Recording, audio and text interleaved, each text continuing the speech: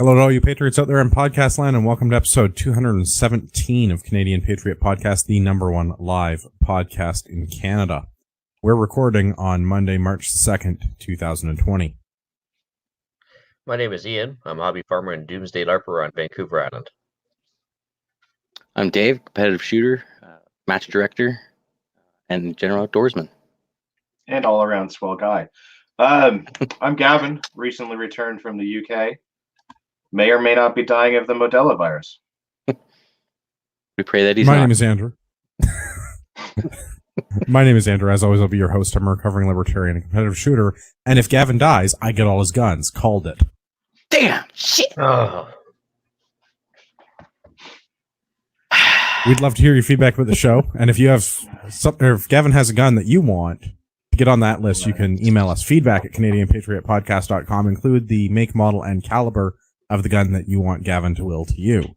Yeah, call this optics. Yeah, for the record, if anyone from the RCMP or CSIS or the OPP or whatever is listening, I sold all of my guns. All of them. Except for that single shot Cooey and the lever. Yeah.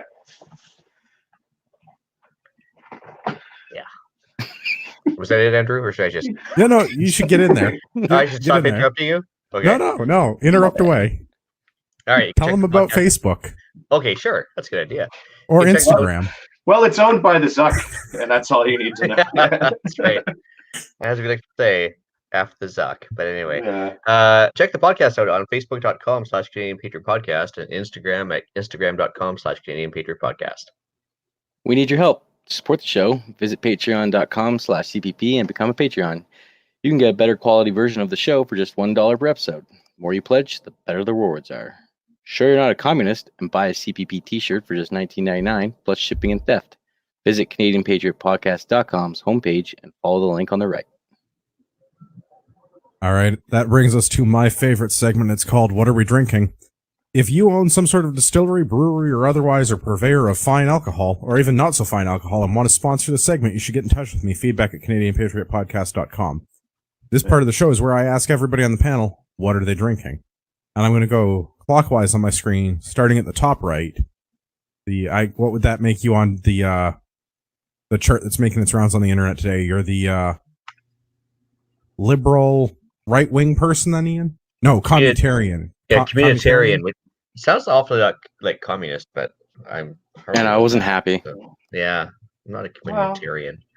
Anyway, I'm drinking sake and ice tonight. I figured I'd go with the Asian theme since that's where I'm in right now, is the largest Asian population outside of China. So, yeah, sake and ice. Right on. Should add a little side of Corona to that one. That's right. Dave, what are you drinking? A big bottle of boringness water. Just trying to hydrate. Lame. Mm-hmm. Gavin? What are you drinking? I too am also being lame and drinking water because I feel like a bag of smashed assholes. But at least mine is filtered water through the Berkey, so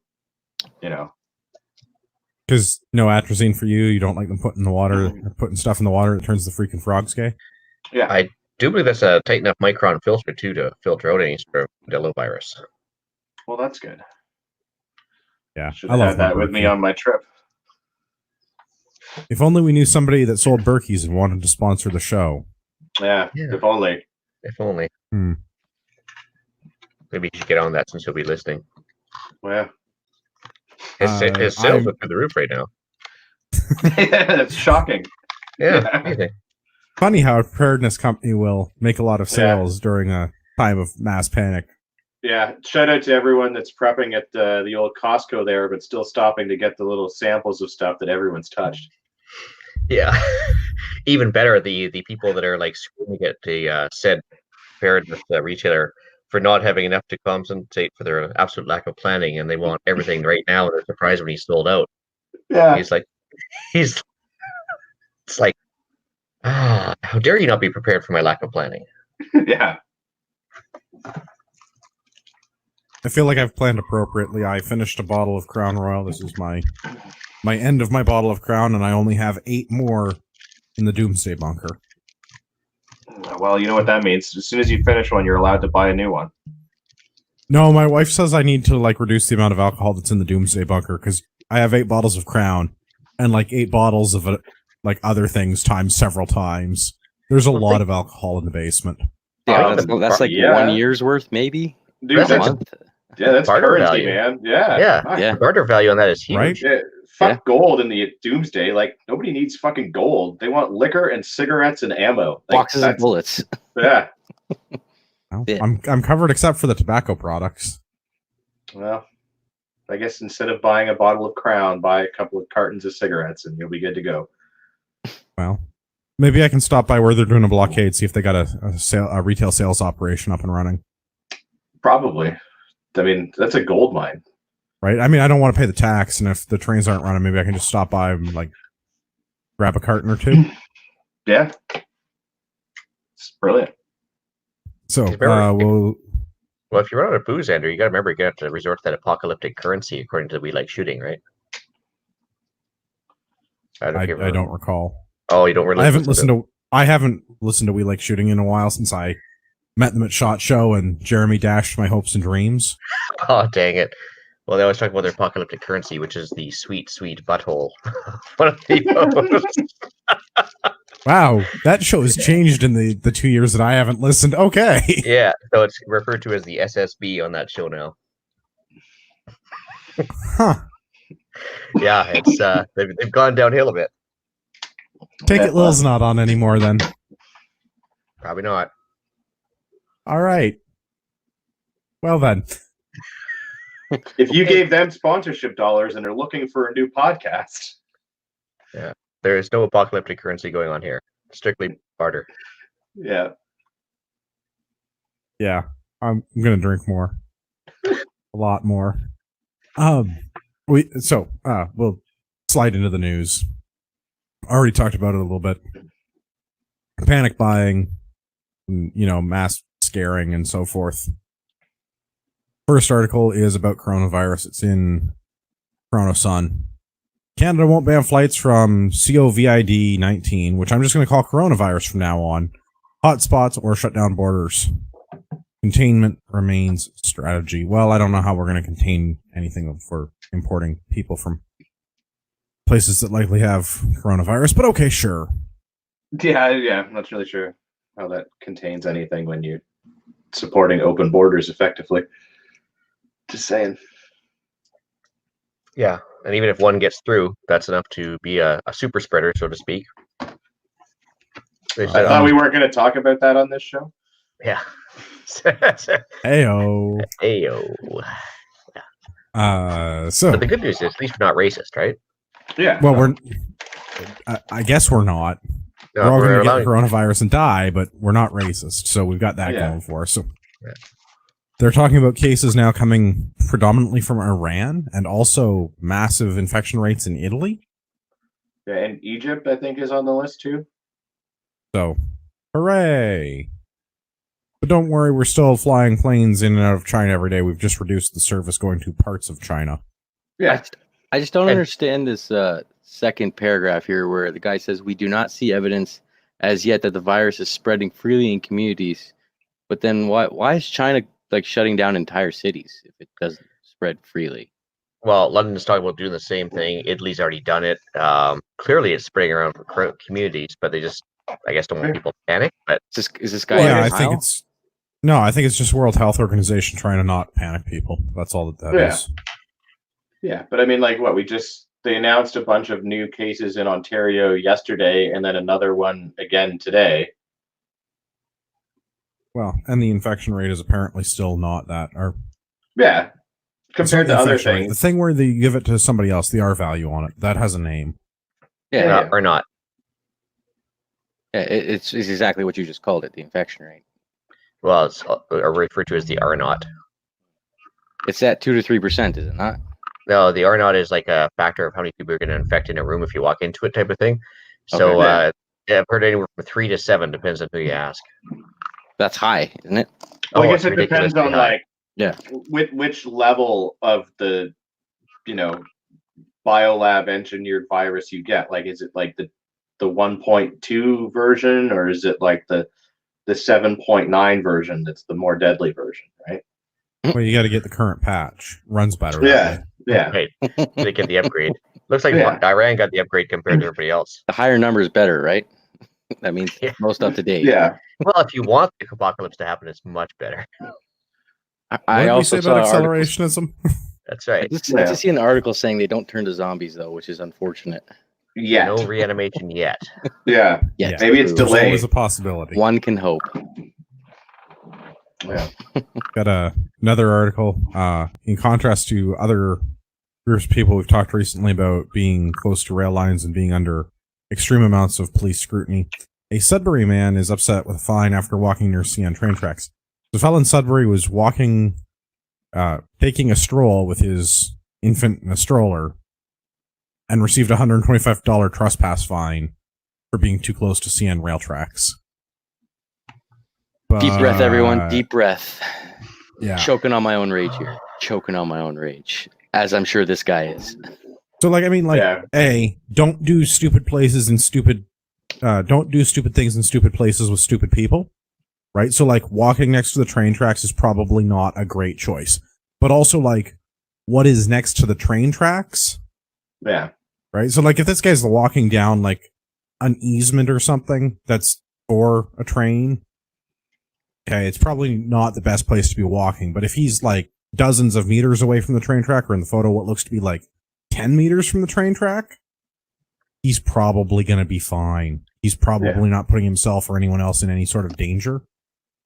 Yep. Well, that, He like, I certainly mean, doesn't look like he's trying to set the train on fire and throwing things onto the tracks, unlike certain other people that we've covered recently.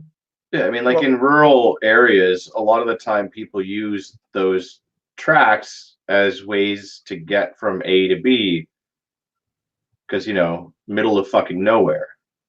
Well, this guy's in Sudbury. I don't know that it's the middle of fucking nowhere, but it's sort of in the neighborhood of fucking nowhere. 'Cause it's Yeah. Sudbury. Yeah. See, the Albertan nailed it right there. If he would have lit the stroller on fire, threw it across the train tracks, or threw it at the train, maybe lit a Yeah. fire on the tracks, they would have left him alone. Yeah, that or just wear like a fuck pipelines t-shirt everywhere you go. He should have dragged some like fucking spare tires behind him. That would have been fine. Yeah. Oh, then it's a CrossFit workout. Yeah, exactly. You're getting two birds stoned at once. They definitely Yeah. would have left him alone then. Yeah, because nobody wants to hear that shit. But it just goes to show you how brave those CN cops are. Like they won't take on legit lawbreakers, but man in a stroller with a baby, they got him. Yeah, fuck that Here's guy. your fine, sir. Yeah, Yeah, well, We'll see you in court. well, don't mouth off like that next time. So, Well, yeah. that sucks, and I take exception to this because we have people that are like actually lighting things on fire and trying to stop train traffic, and this guy's taking his kid for a walk in a place that's probably not like the best place to go for a walk. I feel like a right, warning would have let's- sufficed, but anyways, yes. Talk some more about trains. This one's in CTV Montreal. Mohawks blast Quebec Premier for false, dangerous claims that Kahnawake protesters are armed with AK-47s. So apparently no one in our government, including the Premier of Quebec, knows what an AK-47 is. To say like, man, I wish I was to talk to these people. I want to know where they're getting them. Who's the source? We need to go to talk to the Kahnawake warriors and find out why they are heavily armed and how they have AK-47s.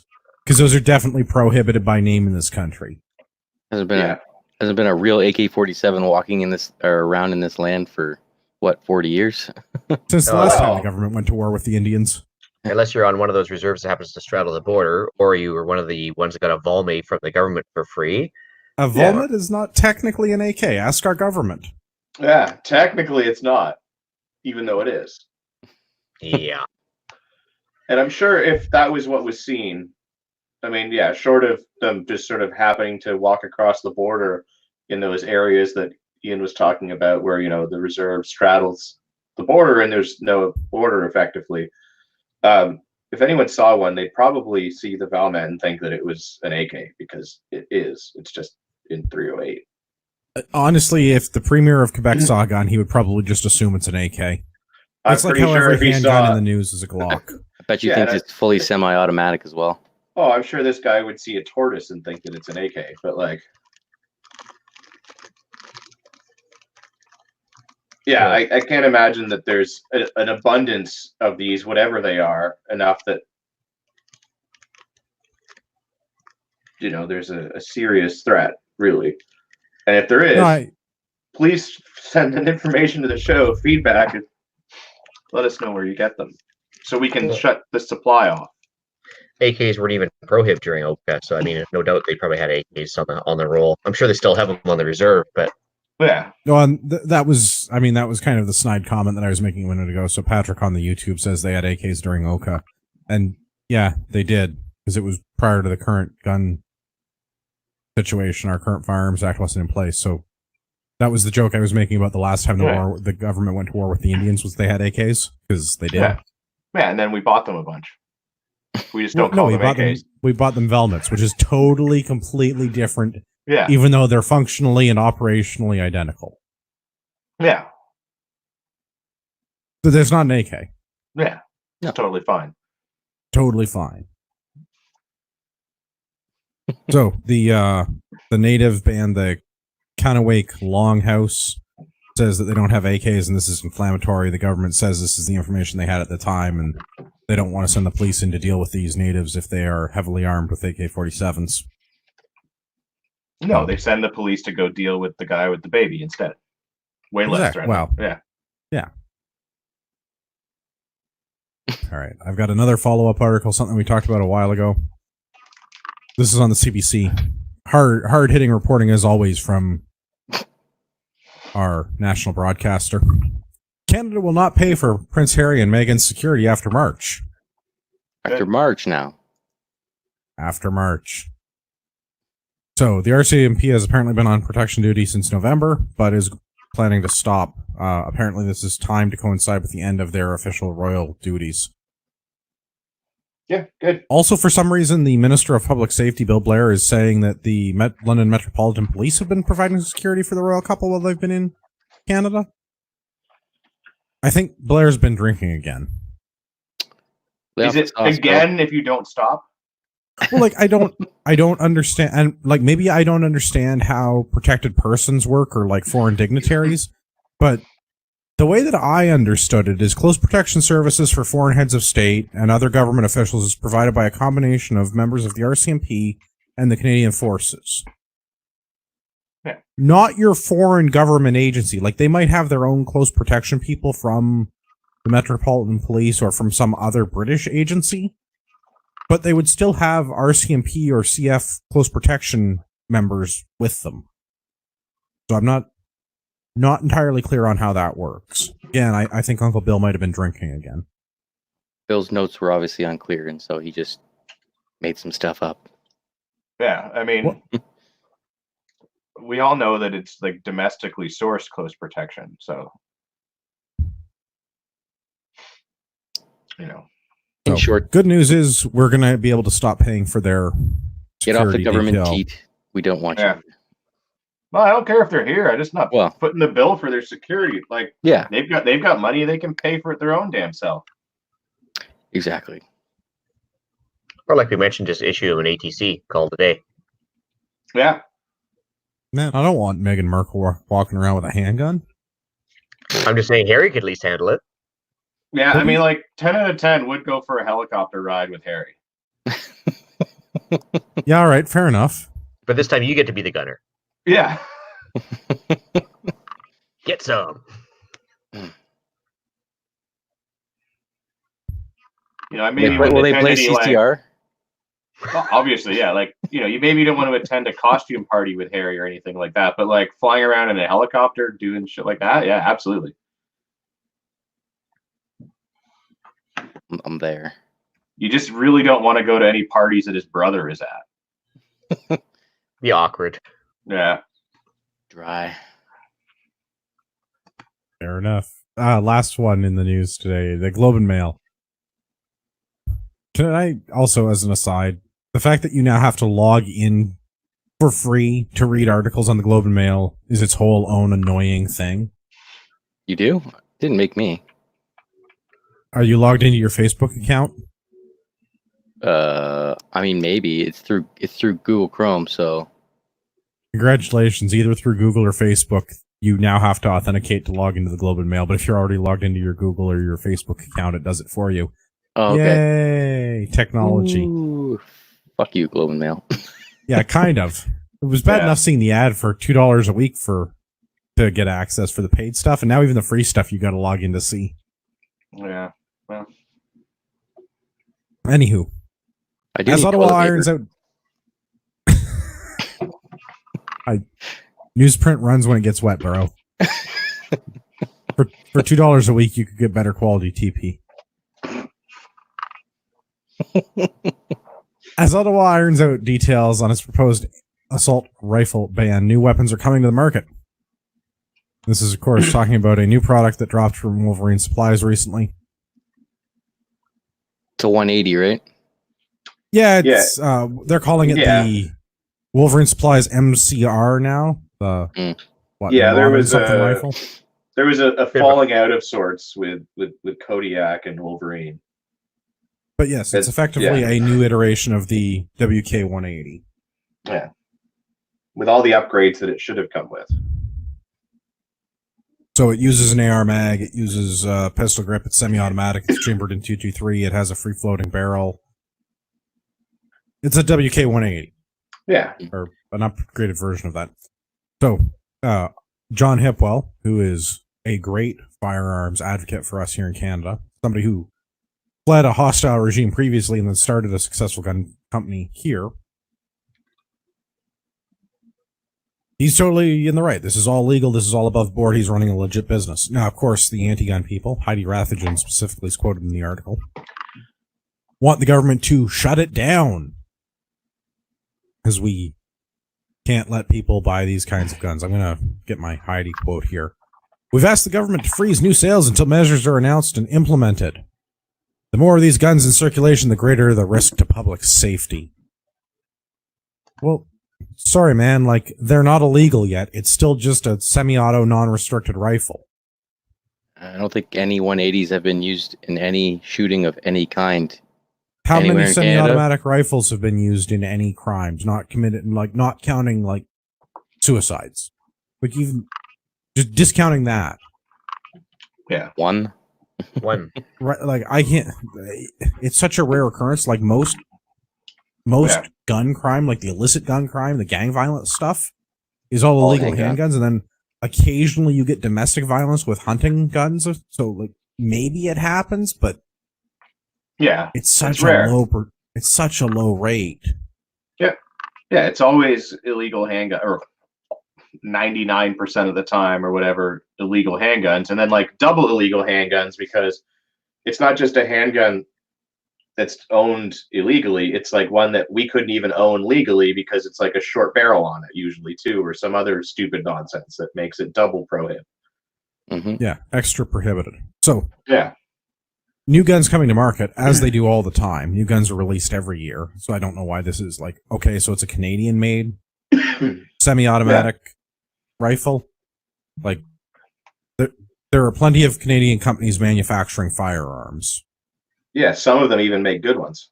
Yeah, bad news for Heidi. I mean, they also announced a new BCL rifle today. That's not really a rifle company, so yeah, you know. But she might have missed that one too. It was also announced, I think, a few days ago, right? The new BCL SLR with E2341 engraved on the side or something like that. Yeah. So Hopefully, it doesn't have BCL parts in it. Or a charging handle. Yeah, it does, it will, so. Yeah, unless you like those reciprocating charging handles, punching you in the face, yeah. Imagine, if you will, a charging handle smashing you in the face forever. Ow. Ow. Ow. Ow. Ow. Although, I mean, I guess on the plus it's like the worst 1984 take ever. Can confirm, had one. Well, at least in this case, like, at least it's 5.56 and not 308, so it's going to be like a light jab instead of like a haymaker. Just loosen the tooth instead of knock it out. Yeah. So not to like hate on anybody or anything. And obviously, but if we were going to, backed by that stellar BCL, customer service as well. Yeah, gonna be quality. 3 months to get a charging handle. Just saying. The part that I take exception to this is really that the anti-gun people don't seem to understand the laws or the way that things work in this country, and that these products are still legal, and if they want to be prohibited, like the government needs to take those actions. They talked about doing this. They talked about using orders in council going back to like November, December. Now Rathigan's calling on the government in like very clear terms, in her own words, for them to implement orders in council to stop these guns from coming into availability for the gun buying public. I mean, not that I think there's anybody going out with a pal and buying one of these guns and then planning to use it illegally, or even to misuse it. Like, it's not going to happen. Yeah. But new guns come out all the time. New guns are being sold every year. Even if they weren't, there's nothing remarkable about this gun. It's a semi-automatic .223 rifle. They're just like dozens or hundreds of other kinds of semi-automatic .223 rifles. Just not just scary special. and black. Yeah, it's scary and black. Very racist. So, like, yeah. Well, and that's like, it can be scary and black and racist, and they can want to take it away from our ability as gun owners to buy it. But if the government's going to do that, or if the anti-gunners want them to do that, then the government needs to take actual action. Yeah. And I don't like that the anti-gun strategy is now just use the orders in council. Because that's what they're saying. Just use orders in council. Yeah, it's time for them to shit or get off the pot. Like, either fucking move forward with this and tell us what's getting banned, or fuck off. Preferably fuck off. And then this paragraph. You couldn't even define an assault rifle the day when they asked him in Parliament. Can you clarify what an assault rifle is? He's like, Well, no, they have a perfect paragraph here defining what this paragraph thinks it is, and probably what this what this reporter thinks it is. The public safety minister's Bill Blair's office has called assault style rifles military weapons designed to hunt people and not animals in the most efficient manner possible that maximizes the body count at a minimum effort. Like, which this we all know is made up nonsense. Yeah, this is the kind of bullshit that pisses me off, where you're printing this stuff in the news and gullible people believe this fucking bullshit. Well, I mean, obviously this rifle wasn't designed for that. It was designed for hunting, so therefore it's fine, right? The other thing in this article that remains unclear to me, and this is the first time that I've seen it read, because most of the gun law stuff that's come up recently has been based on laws that New Zealand has passed. This is the first time I've seen them refer to the Americans' 1996 assault weapons ban. So apparently, Public Safety Canada is citing the U.S. definition of assault rifle from the 1996 assault weapons ban, which I have not seen Public Safety Canada do ever in any publication. Hey, well, but if they go ahead with that, are they going to put the sunset clause in it? 10 years, that's it. Well, I imagine they'll skip that part of the American rulemaking process. Oh, so they only pick and choose the parts that are convenient for them, much like stats. Yes, much like that. So I guess for everybody in podcast land that doesn't know what the details of the assault weapons ban from 96 were, Bill Clinton introduced legislation that, as Gavin mentioned, was sunsetted after 10 years. It was a phased out in order to reduce gun crime in America, gun violence in America. A semi-automatic magazine-fed rifle must have 2 military-style characteristics. These could be things like grenade launchers, telescoping or folding stocks, pistol grips, or bayonet mounts. I think there's a couple other things. The shoulder thing that goes up, and also heat shields. The shoulder thing that goes up, I'm making up as a that's. That's not a real thing. So we get rid of the pistol grips and we keep our ARs. Great.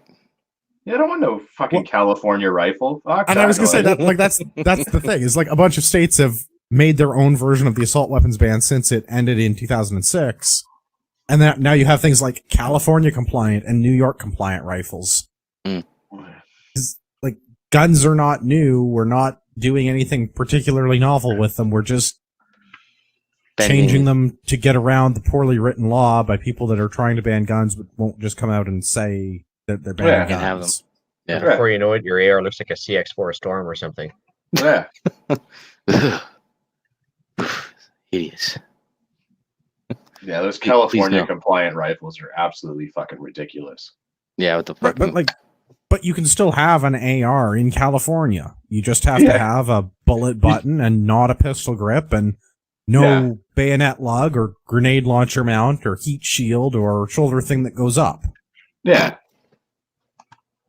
Or you can have a pistol grip, you just can't wrap your thumb around it because you got to wrap some fucking Kydex around it. Right. Yeah. It's Ugh. Retarded. It's less deadly that way, guys. Come on. Yeah. But it's the same thing as this. It's the same thing as the new Wolverine rifle. It's just Yeah. Nothing. no one's making a gun to circumvent the law. Manufacturers are making legal firearms in compliance with the law. It's just that your law is poorly written and stupid. Yeah. I can We're not- guarantee you none of them are building them to be people killers. No. Well, Which is the dumbest thing ever, though, because, like, I mean, if you design that as a business, okay, a rifle to shoot other people, you're designing something that's going to reduce your customer base. it depends. Are you selling to Essentially. government or civilians?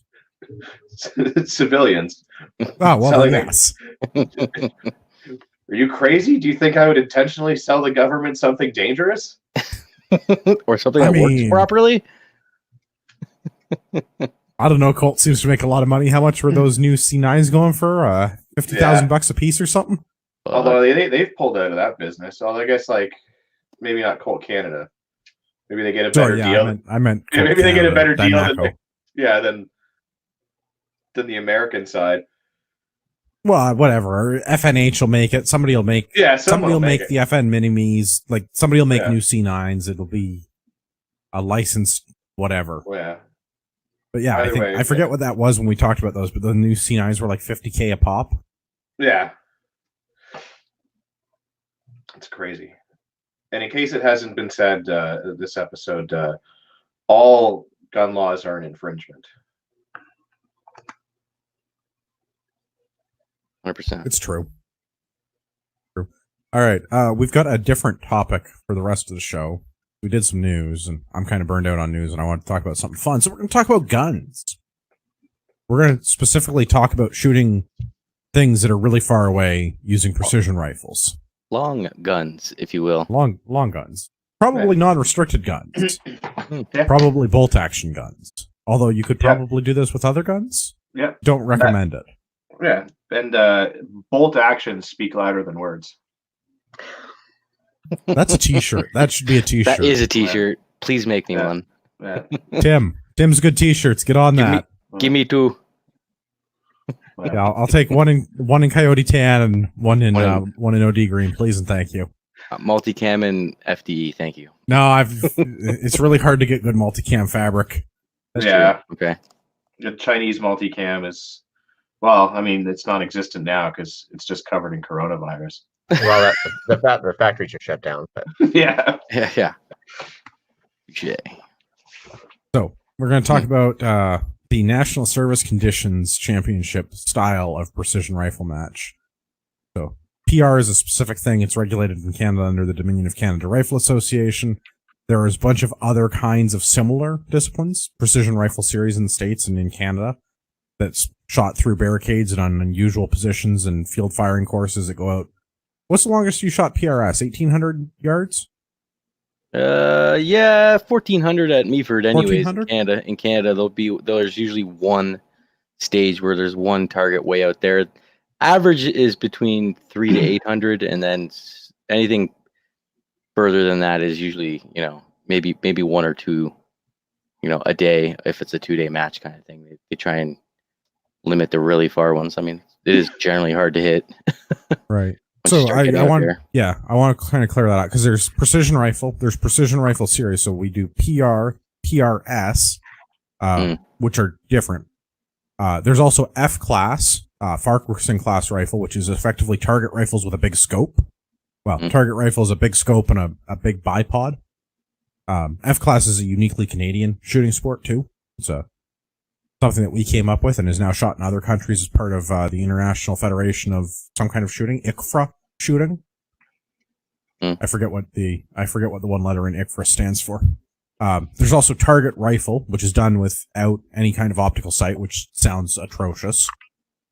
Yeah, well, that's Want no basically part of what that. all those guys did, and then they couldn't see so well when they got older, so they just stuck glass. Yeah, that's exactly what F class is. Yeah. They just like, we can't see the target, so we're just going to put glass on so we can see the target. Yeah. Yeah, they're weird because we don't want to wear the funny jacket anymore. Yeah, yeah, they're weird in that they prefer like the second focal plane scopes for F class. That is weird. Yeah. There's some other disciplines like full bore is done in a bunch of provinces. And that's the other thing with this. So every province is different. So the Dominion Canada Rifle Association is like the big regulating body for service style shooting events in Canada. So things like precision rifle and service pistol, those all fall under DCRA. F-class and TR also, target rifle, also fall under DCRA for their organizational structure. But every provincial rifle association is a little bit different. So I know for sure that you can do precision rifle in Ontario and in BC. Alberta has something called full bore, which I think is the same idea, but is not the same thing. It's a different course of fire and it's a slightly different style of shooting. Different targets too, no? Yeah, different targets, different course of fire, different. Yeah. But I mean, it's the same kind of like, it seems to be predominantly shot on your belly at things that are far away. And then you get into these other disciplines like F-class and target rifle, and it's also ELR. PRA. What's ELR? ELR is extreme long range. Generally, you start at around 1,100 yards. Generally, it's shot. You get 5 shots to shoot a target, and if you don't, it's basically you win and go on. So then you'll go to the next target. Will be 13, then 17. Like guys go out to over 2,000 meters. It's popular actually at Valcartier in Quebec because they have the facilities to facilitate such long ranges. Mm-hmm. So it's not, and then it's shot a lot out in Alberta as well because again they have the spaces for it. But it must not be regulated by the APRA. So no, it's fairly new and it's a very niche kind of sport. It's very expensive. Like guys have to shoot like 375 Shaytac, 338 Lapua's like entry level for ELR. Like you need like these really fancy rounds to get out to that distance with any kind of consistency. Right on. Your 308's not going to do it. No, probably not. Well, maybe your 308 won't. My 308 uses a lot of positive self-talk, so it'll do it. Yeah, that gives it like at least an extra 50 to 75 yards right there. And mine self-identifies as a 408 Shaytac, so. My wallet does not. Yeah. For the pricey cartridge. So go look at your provincial rifle association or your long-range shooting club of choice, and you'd have to find out what's available to you for precision rifle that we're going to deal with predominantly in the next 40 minutes or so is Ontario Rifle Association, BC Rifle Association, Dominion Canada Rifle Association, and I think, but it is not listed on the National Capital Region Rifle Association website, the DCRA. The NCRAA. AA, yeah. Yeah. I think that they do precision rifle, but it is not expressly listed on their website. And I can't tell what's on the Quebec Rifle Association because I do not parlez-vous français good enough. Yeah, I can probably tell you that if you're out in PEI, though, it's not so good because that'll just have you shooting clear across the island. Messed up the Etta Green Gables tourist stuff and be a mess. Yeah, it's not good. Taking car windows out on the bridge and stuff. Can't be having that. No. So, for this one, if you want to get into precision rifle, the thing to do is to get ready for nationals and then go to nationals. Nationals happen the end of the summertime. This year, they're going to be August 27th to September 4th, and nationals are always held at the Kahnawake Range and Primary Training Center just outside of Ottawa, Ontario. It's practically in Nepean. Right on Shirley's Bay. It's like practically in Nepean. So question for a absolute new guy for myself. Just like certain marathons or Ironmans or anything else, you have to kind of qualify before you go there. Is there any sort of match minimum that you have to attend before you go there? I think the only best part about go ahead. I was going to say the best part about going to the National Service Conditions Championship is you literally just have to pay your money and show up. Yeah, you literally have to be a member of the DCRA and you're allowed to participate. Just sign up and show up. Nice. And if you're a member of a provincial rifle association, you're likely a member of the DCRA because the DCRA handles all the insurance for the provinces. So if you're a member of your local provincial rifle association, you're probably a DCRA member. Now, whether or not you're at the right level to compete at nationals, in terms of your membership, that's a different thing, but that's, again, easily solved with a few dollars.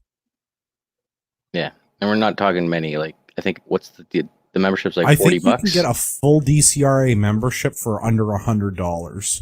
Yeah. And then in Ontario, the RA membership I think is $210, and that includes your associate DCRA membership, which is I more think than is $40 out of that. Yeah, 40. I think that's what I remember calculating, and that's all you got to pay. Like I said, other And then than you just pay your match fees. actual There's entry no fees. Yeah.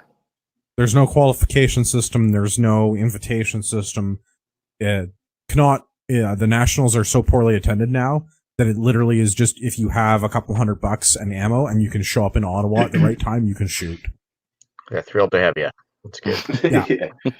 Yeah. It is unique in that the National Service Conditions Championship for all three disciplines, service pistol, service rifle, and precision rifle, you are shooting on a military range and you're shooting side by each with serving military members, shooting their issued equipment. Mhm. So it is a different style of shooting from like an action sport like IPSC or even something like the Canadian Rimfire Precision Series. Like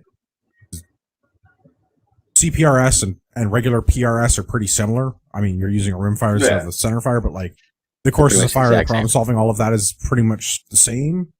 And then everything under NSCC is all done the way the Army shoots. So there's a bit of a learning curve for your civilian shooter to figure out how that all works, because the range commands are different, and the ranges are laid out different, and there's usually a gallery butts, so you're shooting over the heads of the people that are working the targets, because the targets are actively being worked. And when you show people that have never been on a military range before saying we're going down there, and then people are shooting at us, like, rounds are coming overhead, it usually blows their mind the first time. But butts are a very foreign idea to most people that have never seen it before or been in them. But it's fun. There's a joke in there somewhere. Yeah, I was like, I thought we weren't going to talk about that on this show. Yeah. Yeah, it's different. Yeah. I mean, someone's got to move the targets. Yeah, I mean, it's up to 900 meters away, so. There's a line painted on the ground. As long as you stay behind it, you're fine. Exactly. Good enough. Mm-hmm. Yeah. And when in doubt, put your bucket on. Right. That is another thing. Military range, you are supposed to wear your protective gear in the prescribed manner at all times. Yeah. Yeah, you're certainly not supposed to be hacking darts back there when no one's looking. I mean, yeah, you're not supposed to, but I mean, I'm not going to tell anybody. Yeah. What the CO doesn't know won't hurt you. Yeah. Man, I don't think I've ever even seen a CO on a range. Exactly. So, Kahnawak's going to cost you a little bit of money, depending on what you want to shoot. One discipline is going to cost you $170. If you want to shoot two, it's $230, and if you want to shoot all three of the service conditions disciplines, it's going to cost you $290. But the nice thing is, if you shoot service pistol, you have a good chance against any of the guys that are currently serving and have one of the old Brownings. It's true. It's true. The other great thing about going to nationals is you're at Kahnawake, which is at an active military installation, and you are able to acquire rations and quarters. Rations and quarters will cost you $60 a day. This is 3 meals a day and a place to sleep. The food is great. The accommodations are subpar, to say the least. I'll say this: the roof didn't leak. That was about the only thing I could say. The roof didn't leak, and you know what? The hot water was hot in the morning. It's true. It was. Dang. It's true. It was, and the toilets flushed. The toilets were inside and did flush. So the mess at Kahnawake is fantastic. A lot worse, yeah. It's basically buffet style. There's always a couple of choices for entrees. They do a vegetarian option and usually 2 other entrees for every meal. Is that just you can always get bacon and eggs in the morning for breakfast. I find hard to believe there's any vegans there for one. Yeah, I wouldn't say it's vegan, but they try to have a vegetarian option. It's I don't go for the vegetarian option, but like the food there is never bad and it's always buffet style. So you stand in line, you get your serving. The serving is literally what the Army gives you. But the salad bar is self-serve. The dessert is take a dessert out of the dessert tray. I believe you can go back for seconds too once everybody's been served. Yeah, they don't mind if you go back. Yeah. Water, coffee, tea, juice, pop, milk. And like I said, I would say the food was quite good. Kahnawake is probably one of my favorite ranges to eat at. Definitely top 3. Well, anything's got to be better than that weird red soup that we had that one day. Oh yeah, the awful minestrone soup in Gagetown. Yeah, that was awful. The minestrone soup is actually just yesterday's leftover vegetables. Yeah, and I'm pretty sure that they not kidding. It really that's how they some tomato juice poured on. Well, yeah, no, they threw like some beets or something in there for color. Like it was. Yeah, we had some nasty soup when Gavin and I were in Gagetown. Whatever, it was calories. It was hot and it was calories. Yeah, could have been way worse. Yeah. The quarters at Connaught are old and janky, so you walk in and you can smell the dry rot. But it's a really Spartan military quarters. It's not an open bay. It's 2 bunks to a room. The rooms are like maybe 10 by 10. You get a little locker closet thing that you can almost hang some stuff up in, but hangers don't quite fit because it's too small. And you get a twin bed and some sheets and a wool blanket. I would not recommend using any of those. You should definitely bring your own bedding. Much better that way. Mm-hmm. And but flip-flops. It's a room, the door locks, you're probably by yourself. You probably don't have to share because they have plenty of rooms. And you walk down the hallway to a community washroom, individual stalls, individual showers. For $60 for the meals and a place to sleep, it's not a bad deal. Yeah. And then if you're going to shoot PR, you're usually shooting days 2 and 3 of the shooting of the 10 days or so of events. They tend to always do it in the same structure: 3 days of service pistol, 2 days of service. 3 days of service pistol, 2 days of precision rifle, and then 4 days of service rifle. Yeah. They usually do the way they always have it is you're basically always doing the briefing for the next event on the same day that the other one finished. So service pistol is Friday, Saturday, and then on Saturday night is briefing for all the PR shooters. Sunday is your first half of the matches, I believe. It's basically your 200 to 500, I want to say. Matches. 200 to 5. Yeah, all the fun ones. And then it's all the long range stuff on the Monday, like for the finals. And they usually, and any shoot offs will usually be right at the end of the afternoon if required for tie breaking and whatnot. And then service rifle is on Monday afternoon, or in the evening, I should say. The Albertan wants to know if I've been to Denwood, and I can't say that I have. I have not had the distinct displeasure of being to Wainwright. Somebody was saying as long as the raccoons don't get my snacks. You don't got to worry about the raccoons. It's the gophers, man. The gophers. They're everywhere. Connaught, yeah. The gophers at Connaught are atrocious. Legendary. The other great thing with Connaught is beer at the mess, $5. Yeah, not bad. For a big cup. Not super cheap, but beats going to a restaurant. And it's also 100 meters from where I sleep and another 100 meters from where I shoot. So you get this. You can sit on the patio and look at the range and the sunset at the same time. It's pretty awesome. Yeah. Quite the view. No, it's a nice range. And I guess going there, you kind of almost get to march on Ottawa with guns. Almost. We like drive near Ottawa with guns. Yeah. Yeah, and ammo in the same vehicle. Yeah. Oh, yeah. So I threw some links into I threw some links into the rule book in the course of fire. Dave already kind of touched on a little bit. Nationals is made up of 9 matches in Ontario. Dave runs the Ontario matches for our province, and it's the same 9 matches. So in Ontario, if you want to take this up, Dave's the man to talk to, and we practice exactly what's going to happen at Nationals.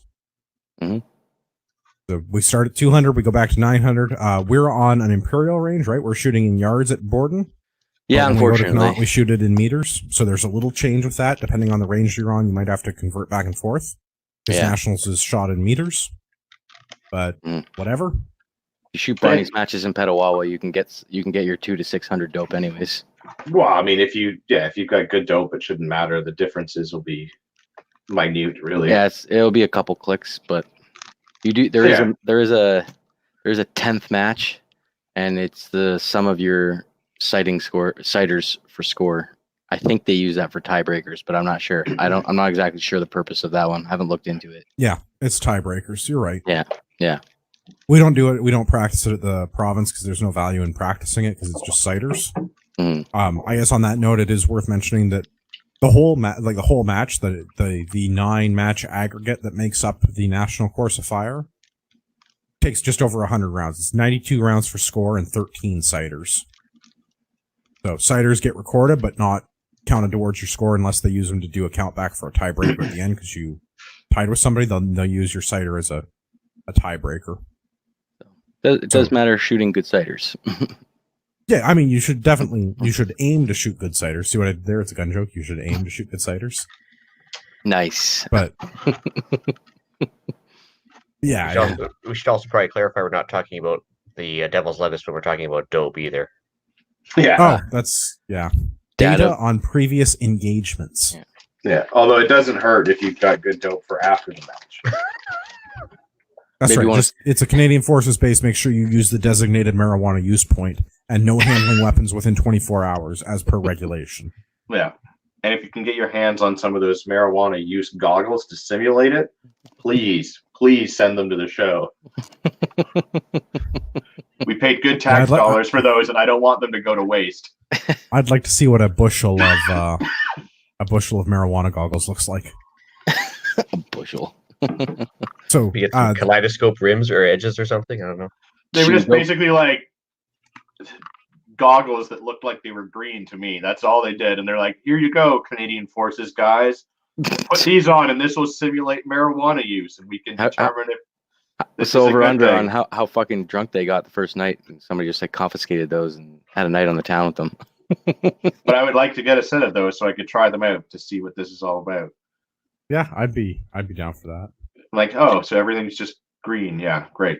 Should we go over? Should we go over like kind of guns and gears before we explain the matches? No, I think I think do it in this order. We'll talk about guns and gear because I mean, like the basics of it. Yeah, you're shooting a precision rifle from your belly at various distances. And it's also to note also it's shot as a pair. You're always in pairs. You have a partner, so he's calling wind. Oh, that's a very good well. point. You do always shoot it as a team. It is a team event. Yeah, it's a combined aggregate. There is a award for individual score, but I believe the big trophies for the team. Yeah, team scores. And as Dave is one of the best people to do this within the province and has the extreme honor of running this gong show for the ORA, he's my partner and you can't have him. I'm taken. That's right. That's right. So, matches at a high level, matches 2, 3, and 500 events. So at 200 meter, 300 meter, 500 meter, they're all snaps. So the target appears for a very short amount of time. You make your shot at the target disappears. It's all done in an established sequence, but you basically just know you have the target's going to come up and you have to fire around within 10 seconds and the target's going to come up 10 times over a few minutes period. The oddball is the 400 meter match. The 400 meter is your moving target because we actually do movers. Remember earlier I said there was people in the butts and they're operating the targets. One of the things they have to do is make the target move. The target's on a stick. They hold the stick above their head and they go for a walk. Left or right? Left or right, yep. And the target's up for, traverses 4 meters. 6 seconds, I believe. You're going from the center of your lane to the next to the next lane over to the center of that bay. It's at Ottawa and at my matches as well. You do the tomahawk method, so it's gonna come up like this, and so you'll see it come up, and then it'll go for 6 seconds, and then swoop down, as opposed to the straight up and then turn method, which we have to do on some other ranges that don't allow us to do that method. Just the way the butts are laid out, basically. Or they have the struts in it, so you got yeah, exactly. Exactly. So your targets appear, your targets move. Matches 600, 700, 800, 900.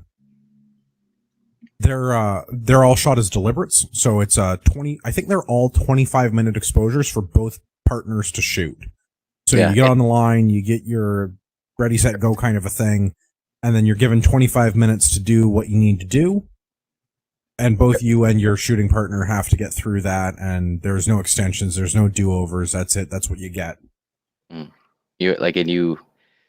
get into this later, but yeah, you basically after every shot, it's brought down. They put a marker in where you shot, and then they put a indicator somewhere on the board that will tell you where the indicator will tell you how many like what scoring zone it's in, whether it's like 2, 3, 4, 5, or the V, and then it comes back up. If you disagree with that, you only have during that 25 minutes to challenge that score.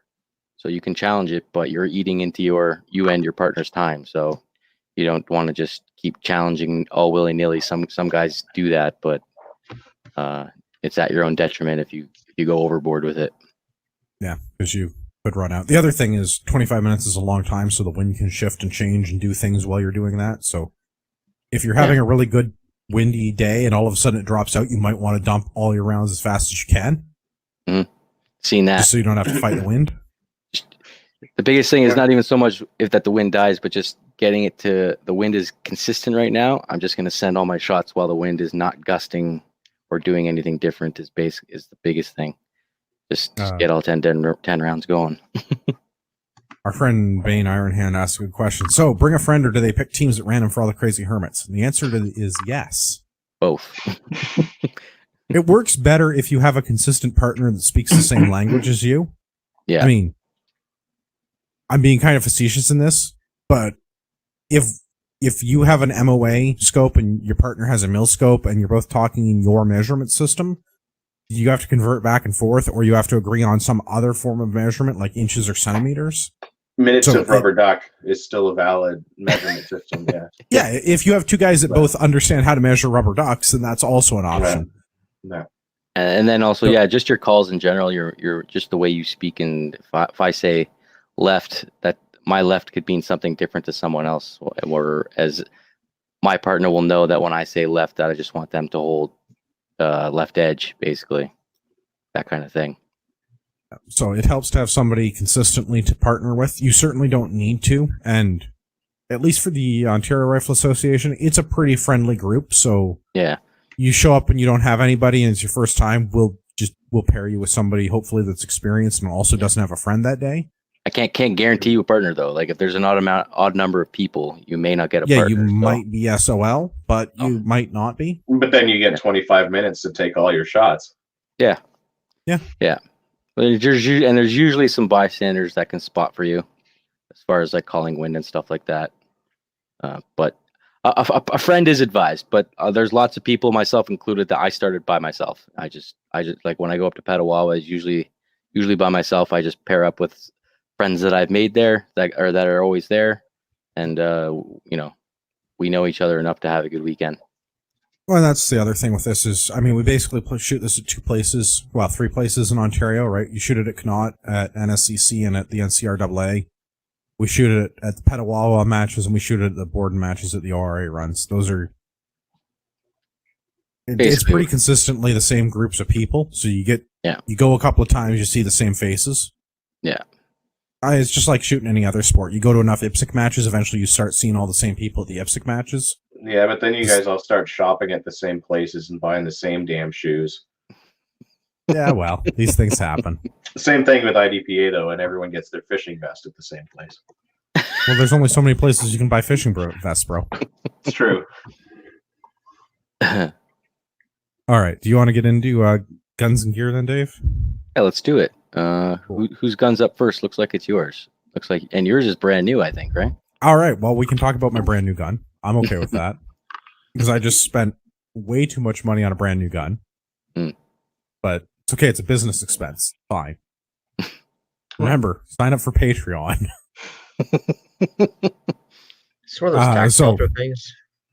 Yeah, this is a tax shelter thing. So I just put together a new gun, and I'm selling off my old gun. So I've got I'm shooting a particular class. So that's, I guess, another thing worth figuring out is go and read the rule book. And as a civilian, you're going to shoot one of two classes. You're either shooting classic or you're shooting open. You're not shooting the military class because they're shooting issued equipment, which you don't have as a civilian. So I'm going to shoot classic. Yet. Yeah. Yeah. Well, I'm shooting classic. So that limits me to a 308 Winchester under 155 grain. The rest 180 of stuff, grain. Pardon me. 178 grain is the ruling for the classic division. 178.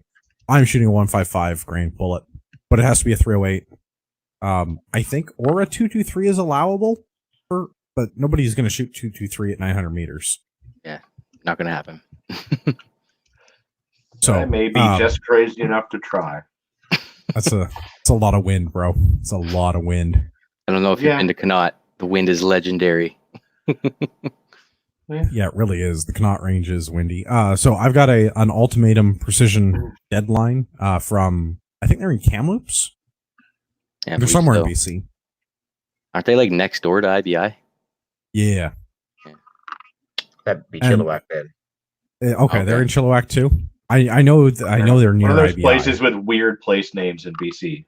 It's in BC. So ultimatum precision deadline is a short action Remington 700 footprint style action, and it's running on international barrels, 24-inch 308 Winchester barrel unit, 5-hour rifling, 1 in 10 twist, Vortex Viper PSD 6-24 first focal plane MRAD scope, which is a recycled scope that I used before. A Versapod bipod because I am cheap and I'm recycling that as well because I cannot afford the $500 bipod that I want right now. Which one do you want? Trigger the MDT one, the $500 MDT one. Yeah, it is nice. Yeah, it's so sweet. It's very sexy. I wish for it too. Yeah. Trigger Tech special trigger, and then everything else is pretty well MDT. MDT LSX XL Gen 2 chassis, so that's the long LSS chassis. An MDT muzzle brake, MDT pistol grip, and a recycled Luth AR MBA 1 stock. So it's the two-way adjustable butt spacing and cheek riser spacing adjustment on it. Again, I want the MDT stock, but I haven't got the MDT money, so we're recycling old parts. Nothing wrong with that. So, Still looks fantastic. I've seen it. So that'll be the rifle this year. Mm-hmm. And then I'm using what was once upon a time a stock Remington 700 SPS varmint. That all that is left of that is the action and its barrel. It's so old. It's before the Remington 700 started suffering a little bit on the whole accuracy. I don't know. They had some problems for a few years there where they weren't so good. But I got mine. They got acquired by Freedom Group and they got merged with Marlin. Yeah. So I got mine before that. So I guess that's probably why it's as accurate as it is. It's sitting in an ESS chassis, with a Trigger Tech trigger on it. It's got an MDT brake. I got a UTG bipod on it, and a few doodads on it because I also use it for PRS. It's got an Arca rail and stuff like that on it as well. And then on top of it for glass, I got a Bushnell Elite Tactical, which I just sighted in over the weekend. I put it in some new rings, some Bushnell XTR rings, because I found that last year when I was shooting at 900 meters, I actually had to hold some mils in the scope. I didn't have enough dials, so these Burris rings have spacers on them to cant the scope, and so now I should have about an extra 25 MOA. Or it says the kit's an MOA, but it works out to approximately 3.5 mils, I guess. But should be more than enough to not have to do any holdovers at distance anymore, anyways. So looking forward to running that this year. Yeah, and then I'll be sending some 178 grain Hornady ELDs down the barrel. I got all the projectiles, just waiting on some powder to load those bad boys up. And then Ian, rifle's gonna look good. Yeah, Ian, aren't you? Didn't you just also get a new fancy? Yeah, I was in on the bulk order as well. So mine's the absolute budget, basic kind of gun of the fours right now. So It's still in the chassis, is it not? Yeah, well, it will be soon. I'm just waiting for it to show up in the mail here. So I started off because I just decided to get into the long rifle or long distance stuff this year or so, or this last fall. So I started collecting up bits, spare bits around the house, and also making some deals on CGN. So ended up with a Remington 700 AAC SD. So it's the one that came with a heavy barrel and the threaded muzzle right off the bat. This one came with a 20 ammo rail already on it, which was nice. Got it 308 What's the barrel length? It's 20 inch. 20 inch, okay. Yeah. Bit of a short. Yeah, so stock trigger for now. but I've been eyeing up a couple of used ones online as well. There's a Trigger Tech on there and a couple Timneys, I think. So MDT LSS Gen 2 black chassis, because I want a nice black rifle to trigger some people. Put a Surefire Pro comp on it for now, until I get anything better, just a cheapie. The Pro Comp is a decent break. I've got one on my MVP. There you go. Magpul M-Lock bipod, and not that I'm a Magpul fanboy, it's just that out here everything rusts so fast. So if it's not Cerakoted, it's got to be plastic. So M-Lock bipod for now. The K-Grip, just because that's what I had floating around the spare parts bin. The Magpul X Mags, just the PMag 762. CTR stock, because I had one with a cheek riser that fits me. So and then same thing, the scope is completely useless for long distance, but it's what I had, so it's what to start with. What do you got? The Vortex Diamondback 3-12 by 42. It's just got a BDC reticle, so it doesn't have it doesn't have MOA or MRADs or anything. Hey, when I started in Petawawa going to Buddy's matches there, I had that same rifle in a Bell & Carlson. I was just using a 4-12 Leupold with just a duplex scope, and still hit V-bulls. I still did well. Yeah. It'll get the job done, at least for your first year. You know what I mean? It'll definitely get you in the game. You can. Well, yeah, as long you'll as be able to make it work. Yeah, as long as the windage and elevation adjustments work correctly, you'll be fine. Yeah. Exactly. And there's a 600 yard range just up the road for me, so I'll be trying to start bugging there, looking for a partner of crime to do the long distance stuff. So if anybody's looking for a heterosexual life partner for long distance shooting, like I'm open and available close to Campbell River. That's probably the longest range we have, I think, on the island. So yeah, there's a good poke. Yeah. Other than that, let's see here. I'm using SSTs for now, but I was talking to you about 2 months ago about the ELDs, and I'll probably switch over to those. The ELD M's for the match, and then also the X for hunting, just so I can kind of keep it the same and maybe use the rifle for both. It's a beautiful round. Yeah, I think that sounds like a great starter rifle. I mean, you have some environmental concerns to deal with that we don't have as many problems with. Yeah, it's ridiculous here. It's like living in a cold jungle, right? Like if you leave a rifle completely not lathered in oil for more than a week, you'll start to see spot rust. It's crazy. Yeah, I mean, what you're running is not entirely dissimilar to what I had before, because I shot a reasonably stock 700 for a while that I put some MDT and other parts on, and it works fine. The scope will probably be your big upgrade. Just having a scope that's easier to work with. Yeah, like the trigger's actually pretty good on it. I was actually surprised just how good it is. It's maybe 3 pounds, and it's just smooth. Like there's no take up really. It's just. I remember even my stock one was a pretty clean break. It was a pretty clean break. I mean, on my Savage 338, I still have the stock trigger on that because I haven't seen a need to get anything else. Like it breaks nice and easy. It's not like feather light, but it's not like it's a Glock trigger. Like you had a mile twice with it, right? So obviously it's not holding you back really. Yeah, like it's got enough that I'm not worried about the gun just going off, because like some of those guys with their fancy PR guns, it's like at 1.5 pounds or something ridiculous, and it's like you're scared to even look at it because it might go off. But it's not, it's not crazy strong. It's a nice solid crisp trigger pull. Yeah, I'm not yanking on it and worried about it going off, or pulling it too hard and pulling my shot. So there's nothing wrong with a stock trigger if it works, right? If it ain't broke, don't fix it. True. Yeah, well, this one seems to have no perks on it for the. I know the 700's got the reputation of quality control issues, but this one, it's been flawless. Shooting it in the old rubberized Hogue stock that was sitting in already was fine. That Hogue stock just had so much give in it, though. As soon as you start using the bipod regularly, put enough pressure on the barrel, will throw things off. It's just not rigid enough, right? So that's why I went with the MDT. Yeah. Todd's question. Todd asks, would you guys give a thumbs up to a 270 700?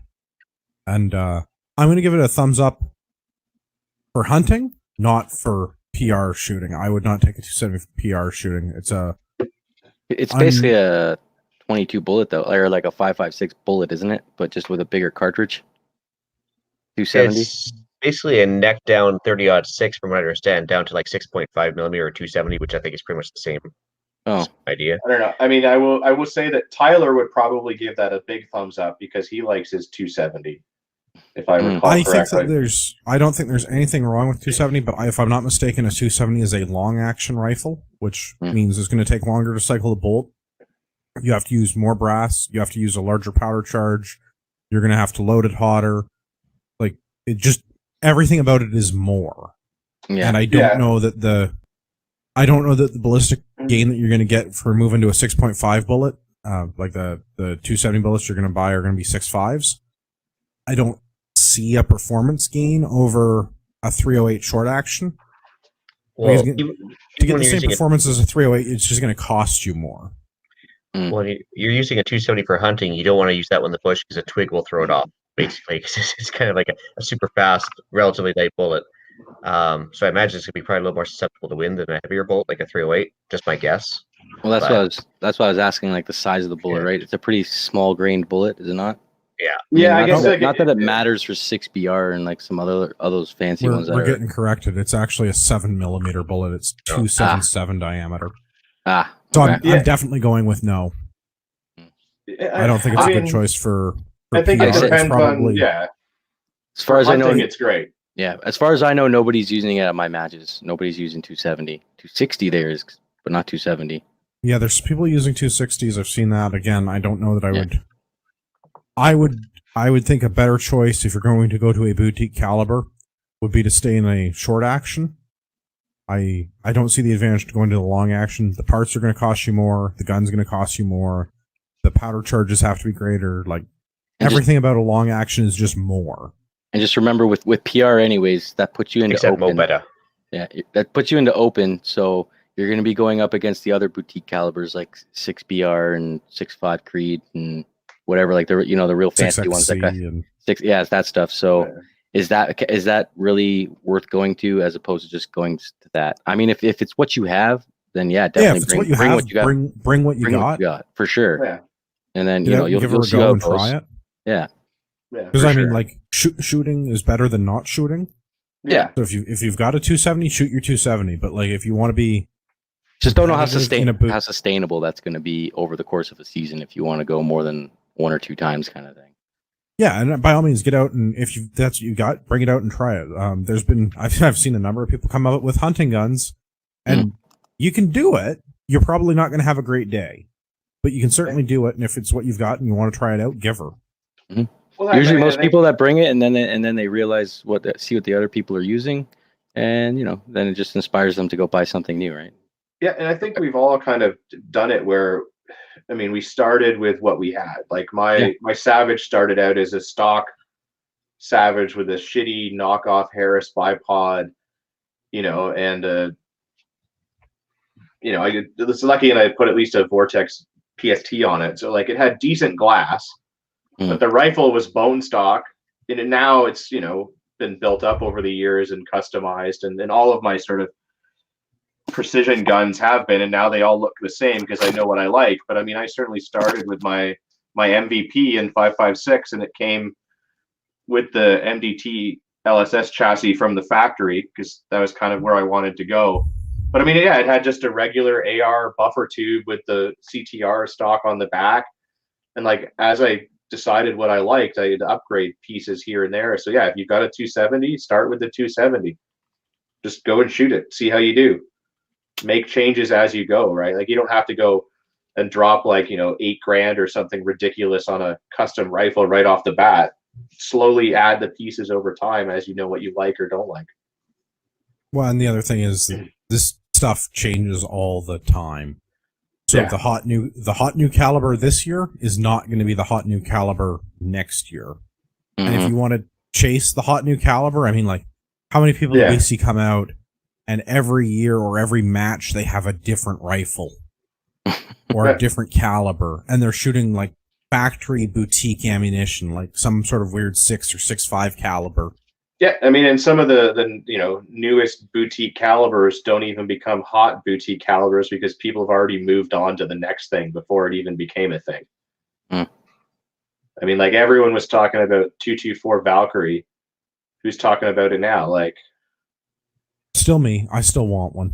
I mean, I would like one because it's an interesting caliber, but like that was going to be like the thing, and it was just like, oh, and no one's talking about it anymore.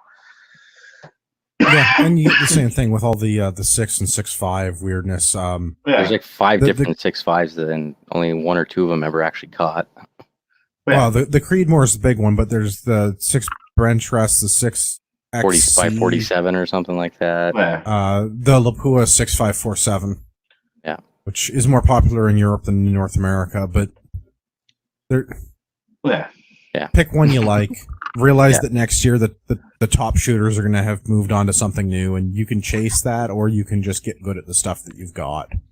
Yeah. But yeah, if you're going to go buy something from scratch to do this, Well, I like 308. Dave and I were having this conversation the other day with a friend of ours, and they want to get into long range and what to do. And my thought is, get something in a short action. It doesn't matter what, and get something that uses a user replaceable barrel, like the Savage barrel. Don't buy a Remington 700 because you can't replace the barrel on that yourself. You have to take it to a gunsmith and get them to do it, or you have the equipment and you're a gunsmith and you know way more than to ask me what you should be doing. So get something with a user serviceable barrel, like a Savage, that has that barrel nut that you can, all you have to do is headspace it in your garage in a vise. Like, it's 5 minutes to do a barrel swap that way. You don't need a 20-ton press. You don't need any fancy tool. You literally need like a go gauge, a no-go gauge, your barrel, and a vise. And then we say easy. we say 308 just because like the whole reloading thing is a whole nother side of the game that a lot of people don't even know about or know what to do. You know, it's another whole other thing to take on, and it's a lot of work and it's a lot of research and it's a lot of time that not a lot of people have. And so like 308, there's lots of match ammo out there to choose from that you can just go buy off the shelf. That will be competitive. 308 is it's readily available ammo, and quality ammo is readily available. Yeah, so it's not like load data for everything. Components, when you start to get into reloading, are readily available, and there's a lot of well-known, respected loads to choose from, so you don't have to. It's not hard to find a starting point that's going to get you close in your gun. Yeah, well, you the get other thing brass for free, right? Yeah, it's easy to pick up the brass. It's easy to get the components. You're not looking for a boutique thing. Oh, I need 6.5 Lapuas that are like 123 grains, and there's only one place that stocks those, and they're special. And like, I don't want to deal with all that crap. You walk into any decent gun store, and you're gonna get 308 projectile. Yeah, I just want to be like, I want 1,000 of these. How long can I get them? Oh, by the end of the week, thank you. Yeah. Well, and the other thing, so like, look at a short action. So anything that runs a 308, look at a 308. Get a user serviceable barrel, so when you're unhappy, then you have a dozen easy choices that are all using the same bolt head as you had with your 308. So you can get a bunch of 6 and 6.5 calibers that use the same bolt heads. You don't have to change the bolt or bolt head. Literally just a barrel swap, and you're good to go. Same magazine, same action, all that stuff, and you just put a new pipe on it and you call it a day. If you start doing other stuff in long action, you limit your choices because then you have to stay in long action calibers. You have, maybe 4 to choose from, like 4 good competitive long action calibers. And then you're probably looking at different bolt heads for that. There's basically 3 popular bolt head sizes to choose from, the 308, the 5.56, and then there's one bigger one. I think it's the same bolt face that the 338 uses. Yeah. Something like that, yeah. Yeah, I mean, as somebody that... Todd's asking about Savage Axis. I'm not talking about Savage Axis specifically. I just mean the way that Savage puts their barrels on their rifles. I wouldn't look at the Axis. That's not a particularly competitive rifle. I think the Axis is more geared towards the hunting community. I would look at like the Savage 110 series rifles, like the Savage 110 TR, or the Savage Yeah, Yeah, there's mine's a bunch of I have the Savage 111, which is the same as the 110 basically, but it's the long action, which as someone that shoots long action, like it gets pricey. It's fun, and if Yep. you're going for that, like, ELR type stuff where you're shooting well out past 1,000 or 1,500, you're going to want to probably start looking at getting into that. Not that a 6.5 in a short action isn't capable of doing those things. It just gives you that much more oomph. But yeah, you're going to be limited. So I wouldn't look at a specific model of Savage for that, but I would look at the way that they do their action over the Remington 700 action. It used to be that the reason Remington 700 is super popular, everybody based their aftermarket actions on the 700 footprint, so it fit in anything that was compatible with that action. So all your stocks and stuff were all compatible with 700. The Savage actions have gotten to be also very popular, and you have lots of aftermarket options now. The thing that I like with what Savage is doing is the user serviceable barrel. So it's a barrel nut. You literally put it in a vise. You take a big frickin' wrench and you take the barrel nut off. You use a go gauge and a no go gauge, and you put the new barrel on, and it's 5 minutes to do a barrel swap in your garage. Unlike how you had to do Remington barrel swaps, which would require a gunsmith and a 20-ton press. Unless you happen to have a 20-ton press in your garage, it's going to be really hard for you to do that yourself. Yeah. So that's my recommendation. It doesn't have to necessarily be Savage, but it's that style. I think. I mean, there are 700 pattern actions that use a barrel nut and everything now. So yes, just not from the factory. Remington doesn't have them from the factory, but there are lots of from the factory. Like my Ultimatum Precision is a Remington 700 footprint. It's the same dimensions as a Remington 700 action, so you can use Remington 700 stocks and things, but it uses that Savage style barrel nut, and I don't remember the threading information for that off the top of my head. It's like 1/2 by 28 or something, or 3/4 by 28. Irrelevant, really. Yeah. Maybe for the 308 muzzle? No, for the actual barrel nut. For the barrel nut. It escapes me off the base. top of my head what the barrel nut is threaded in, but anything that uses that pattern, it's all pretty universal. Yeah. So as long as you get something that you can rebarrel yourself, or that you're willing to pay to send to a gunsmith and have them rebarrel it, because I mean it's just extra expense, right? I'd rather do it myself in my garage because I'm comfortable doing the headspace on a rifle. I'm putting that together because it's not. I don't think it's. Well, to me, swapping a barrel on a rifle is no more complex than reloading a cartridge is. So if you reload, you should be able to swap a barrel. Like it's not. Yeah. It's not different, and you already understand how headspace and stuff work because you're reloading ammunition. So as long as you have a vise and a wrench, right, like you're good to go. If you want to spend the, I don't know what it is to send it to a gunsmith, probably $100 or $150 to get an action rebarreled now. You probably like an hour of shop time to get an action barreled. Mm-hmm. So yeah, you want to send it out and get somebody to do it for you. That's cool too. My recommendation is get something in short action, get something that uses 308 bolt face, get something in 308, and if you don't like 308, then go and pick a boutique 6 or 6.5 caliber and just swap the pipe. Call our friend Ryan at International Barrels. Ryan is the 6-time National Service Conditions service rifle champion, and he makes really, really cool barrels at International Barrels. Go call him, tell him you want a barrel, and then he'll mail it to you, and you put it on your rifle, and you call it a day. Yeah. Well, one big asterisk with the Savage stuff as well is like if you do enough digging on the Savage 10 series, you're going to come up with the FCP SR, and it's a great rifle, but there's a newer version that uses proprietary mags and doesn't have a 20 MOA rail installed automatically.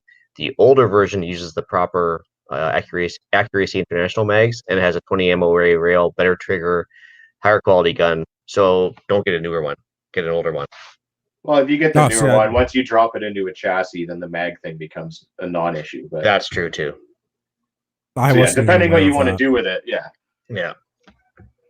What's the other stuff that we need to use for PR as far as like equipment? There's not a lot, but we should probably. There's not a lot. I would strongly recommend investing in a good quality spotting scope. Yeah. Again, you're spotting for your friend, so like when I go up to Petawawa and shoot with strangers, my partner consistently shoots better than I do because I'm the one calling their wind on glass, right? So it's all about what you can see and how well you can get them on target. So good glass is key to that for sure. And I mean, it's gonna vary by you for what you think is good glass and what is reasonable and affordable. Because I mean, like, you're probably looking $1,000 minimum for a rifle. You're probably looking another $1,000 minimum for your glass for your rifle. You're probably looking another $1,000 minimum for a spotting scope. Like, it's not an inexpensive game to get started in, but it lasts forever. You can buy good used stuff. And I mean, like, I've shot with military units that are using the same 20-year-old, I think they were Zeiss optics. Some German companies. I've looked through those. Maybe? They look fucking amazing, actually. I've looked through them. And it's like, it's a 20-year-old banged up aluminum frame, 40-pound spotting scope, and it looks great. Yeah, we're talking about the actual picture through it looks great. Yeah, sorry, looking through it looks great. Yeah, the glass itself is top notch. Yeah. Then you also need a bipod, obviously, a rear bag, and generally, some sort of ballistic app. That's about all you need. And shooting mat. A wind meter probably helps to get you the data. A wind meter is a weird thing because National Surface Conditions Championship, no electronics on the line, no wind meters on the line, no phones, no calculators, no computers, no not like you got to do it behind the line. You can do it behind the line, but once you get up to the line, there's no more taking measurements for your buddy while you're shooting. I mean, those are handy things to get have for training. Exactly, and that's where I was going with that. Like to drop a couple $100 and buy a Kestrel, so that you can get good at estimating wind, so that you can be like, this feels like a 12-mile-an-hour wind, and then put your wind meter up and be like, oh, this is actually a 22-mile-an-hour wind. I was a little bit off. Yeah. Wind is the hardest part of the whole thing. It really is. Yeah. Wind and long-range shooting really, and again, good glass for your spotting scope is going to help you to be able to judge mirage, and then you can get good at reading mirage, and you can tell wind that way. Getting a wind meter like a Kestrel, and then being able to accurately estimate wind by feel and by the way flags look, because again, like, there are things in nature and there are things on the range that you can use to estimate wind, but you have to get practice on it, and you have to have a way to validate that what you're doing is right. So having that ability, but yeah, like Dave said, bipod, bag, spotting scope, that basically covers you. The other thing to invest in is a super cheap and easy investment, and it's called a data book. It's where you write down your dope. $20 on Amazon gets you like the little cover, Write in the Rain booklet, and a waterproof pen. It's like $30. Yep. Go get your data book and start making notes. Today I shot this at this distance. Today the flag on my range looked like this. My wind meter says it was this much. Draw yourself little diagrams, make yourself notes, track your scores. Put all of this into something that's not in the book, so that when you accidentally run over it in your F-150 and leave it on the range and put it next to the burn barrel and it gets thrown in and you lose everything, you have a copy of it all. Sucks when you don't. The other thing to look at is probably going to be just a bag to carry all your crap around in the range. Yeah. This is not target rifle. This is not F-class. You're not bringing your garden cart with your 400 pounds worth of assorted crap. This is a service conditions event, so you'll be carrying your shit. So put it in a backpack that you can carry. Bring your rifle. You don't need once you're out of your car, you can leave the case. You don't got to carry that around all day. But you're gonna need some snacks. You're gonna need some water. You need a place to keep your book and your spotting scope. Dave, I think you mentioned a ground mat. That's an optional thing. Some people like those for comfort if you want to lay on a ground mat. Yeah. I wasn't using one like that all last season. I just found it, just trapped dirt and put dirt on my gun more than anything. Yeah. I have one that I carry around for when it's really, really wet so that I don't lay directly on the wet, but yeah, most of the time it doesn't matter. It's not worth the hassle. Yeah. I did look up what the Savage thread pattern was for their prefit barrels. The dimensions that you're looking for 1 1/16 by 20. So a little bit bigger than I thought it was. Well, that's why I was confused when he said half 28, and I was thinking, well, 308 is 528 is 24, but that's all muzzles we're talking. But That's all muzzle, yeah. So the action threading for a Savage small shank is 1 1/16 by 20. But whatever, neither here nor there. Look at something that uses that user serviceable Savage style barrel nut, whatever that is. Yeah. Those are just super popular right now because there's a bunch of barrel manufacturers that make ready to go. All you have to do is thread it on and then headspace it. And I don't really think there's anything else that you need to invest in to get started in precision rifle. You're probably looking at a couple $1,000s, and you can probably do less if you've already got a hunting rifle or if you go down the used road. Yeah. Mm-hmm. And then you can come shoot nationals. Yeah. Drink beer on the front lawn. Yeah, come and sit on the patio with Dave and I. Yeah. Mess opens at 7. We'll be there at 6:50. Early is on time, and on time is late. That's right. That's right. Never late or out of uniform, right? That's the rule. Yeah. But so I think that covers it off. That's and honestly, I would go for precision. I would say precision rifle is it's kind of like a gateway drug. I should say maybe for PRS. I'd say a lot of people usually start in PR and then make their way to PRS because it's all shot prone. It's not as difficult. You don't have to worry about all the positional stuff. You need to focus on the target. You need to focus on reading wind. You're focusing on actual shooting. Well, yeah, it's the fundamentals. I mean, exactly the fundamentals. Exactly. Oh, and, I guess Bane Ironhand has a parting shot for us. Follow-up question, if you will. Oh no, we did that one. Never mind. I'm drunk. I've been drinking. Spotting scopes. Yeah, we did spotting scopes. Never mind. Yeah. I thought I missed a YouTube comment. And when it comes to glass, spotting scopes, and just the optics on your gun, buy the best that you can afford. That's all I can say on that. Yeah, buy the best that you can afford. Worth waiting a little bit and spending that little bit extra money. Save a few shekels extra so you can get the good one. Yeah. Yeah. Yeah, it's not worth replacing it and upgrading it. Just go. Don't bring your big. Do not bring your 3 to 9. Don't bring your 3 to 9 scope. Your Loophole 3 to 9 like hunting scope. You will not have a good day. You need to have something. Yeah, buy once, cry once. We go back to 900 meters. At Borden, that's 1,000 yards. You need to be able to dial. You need to have some serious dial on your scope. Yeah, you probably want a 20-minute. Sorry, I don't understand the question. What should I look for to hit 500 to 800 yards? What do you mean? Preferably the target. Talking about the gun. I thought it was a fun comment. Yeah. So yeah.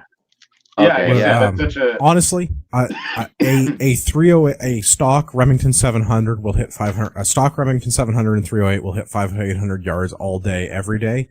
You'll probably be out of elevation on your scope at 800 yards, but it don't matter. You can. To do that, you need a 700 or you need something in 308, and you need reasonably good ammo. Pick up some federal gold medal match in 308. I mean, 800 yards you could do. I mean. I'm just saying, like a good setup to come to the match to be able to do that. Well, yeah, but that's not. Well. But, I mean, for 500 to 800 yards in general, though, I mean, like a decent 5.56 bolt gun will get you out to 800. Yeah, you're just going to be fighting with the wind. Yeah, but yeah, that depends. Yeah, if you want to be competitive and shooting PR. Factory or upgraded, just a factory gun, a Savage Model 10 of some variety, factory a Remington 700 of some variety. Just bet it in the stock that it comes in. It's not hard to do. Well, Kaz could just watch. There's a not in fancy video. Remington 700. It's 700 yards for $700. There you go. It's worth watching the 40-minute video. And I assume it's probably American, but yeah, he's quite American, but at least he does lay down the why it's a good factory rifle. If you only want to go about 700 yards, that's good for it. So. Yeah, almost anything halfway decent will go that far. Like. Well, that's what I'm saying. Like, buy good used Remington 700 in 308, buy a good used Savage 10 of some variety in 308. If you can get a better stock, if you can get a better trigger, like, you're going to have a better time because you don't have to deal with stock flex and stuff. Like, your crappy plastic stock is probably not going to give you a great time. But I mean, like, I mean, the Mossberg MVP in 308 is a great starter that's a great precision choice. gun. And you'll have no problem getting out to 500 to 800. Yeah. All you need to be able to. I was just going to say, I would recommend for a lot of people that actually trips them up or hinders them from understanding the game is just go on YouTube, do like a search, like Ryan Kleckner does a good 10-part series for just long range shooting. Just familiarize yourself with some of the lingo, like what an MOA is, what mills are, like units, angles of measure, and that stuff, just so it gives you a bit of an idea. Because I know for some people it doesn't really make sense in their head, and I feel like especially his series really helps you understand that. If that's the stuff that's holding people back from doing it. Or there's like a 52-part video series, Sniper 101, by Tiborosaurus Rex, and he goes right down to like bullet choice, caliber choice, everything affecting long distance shots, and it's insane. Like the detail he goes into. Well, I mean, when you start getting into some of that stuff, like, it starts to get pretty insane. Because I mean, the further you shoot, the more you have to take all of this stuff into account. And then you got to start taking in like the rotation of the earth and what direction you're facing, because your target is moving some combination of either towards you or away from you, and then to the left or right. And then hooray, Coriolis effect. And then if you're shooting, over a canyon, you start getting the bathtub effect. So like, it feels really, really, really windy where you are, but then there's nothing but dead air in the middle of that space. Or, if you're in an urban environment and you're shooting over pavement and it's hot out, the pavement's going to be hot, which is going to affect the density of the air above the pavement. And so like, you could start getting super autistic about all of this stuff. It's all just your best guess. Which is what makes it kind of fun and exciting when you hit the thing, because you're like, there's all these factors that you can't possibly calculate, and the further you shoot, the more, but the better understanding you have, the better you can kind of mitigate those factors. Well, like do the math with the best factors you've got, and then apply a little bit of guess to it, and hope that you did it right.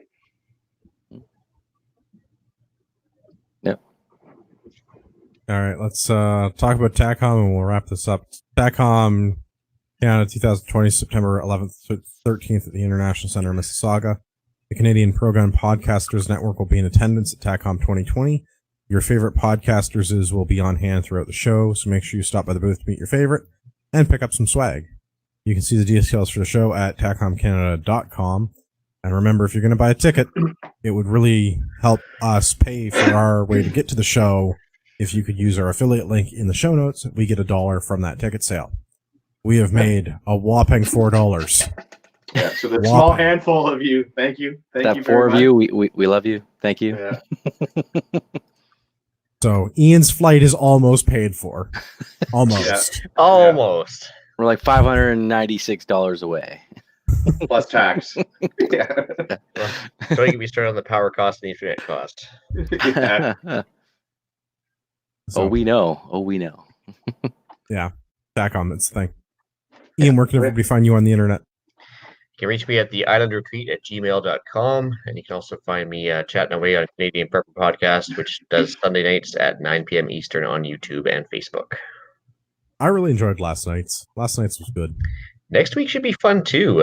Night vision and thermal optics. Interesting. Yeah. Cool. I'm gonna definitely try and get in on that one. I've missed the last few. All right, Gavin, where can everybody find you on the internet? You can find me on the internet on Instagram at urbex_GTA, or in person if I don't die of the Modelo virus at the Airsoft Show in Perth, Ontario, March 28th. I'll be there. The Ragnarok booth will be there. Some of the other people on the panel will be there. Come buy some shit. And have a chat. Such a good salesman. Yeah. Dave, where can everybody find you? Find me on the IGs as well at Diesel6223. And then, as we discussed today for second half of the show, shoot me an email if you want to come shoot my PR matches at oraprecision@gmail.com. Can anybody show up to that? Yeah, for we accept guests. So for the first time, anyways, just pay a little bit extra for some insurance fees. But yes, anybody can come. Just shoot me a message. If you've listened to the show this long, you deserve a discount. Use the code Patriot at checkout when you shop at RagnarokTactical.ca. It'll save you some money. I have to apologize to Rod Galtaka. I heard he doesn't like long guns. He only likes short guns, so he was not invited to participate this week. We hope to have Rod on a future episode. And for all of our listeners out there in podcast land, I'd like to remind you that you are the true North, strong and free.